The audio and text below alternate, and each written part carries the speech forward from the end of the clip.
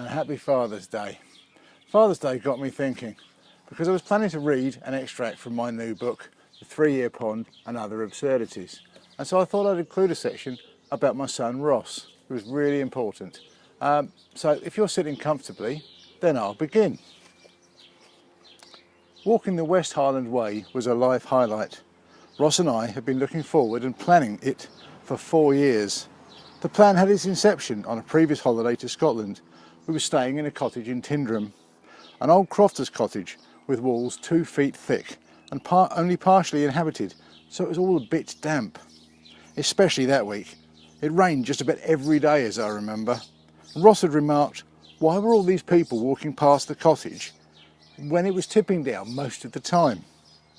Anyway, on the Friday, it was not only dry, but sunny too.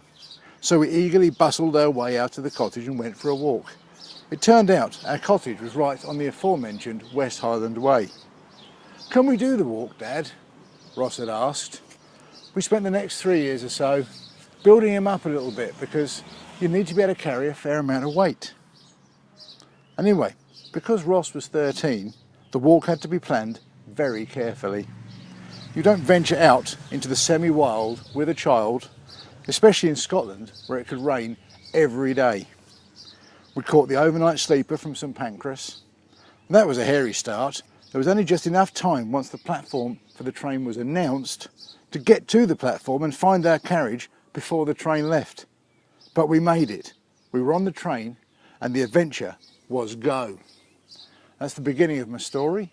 That's the beginning of the West Highland Way. And if you would like to know more, or read more of course, then this is the book. It's a 3-Year Pond and Other Absurdities.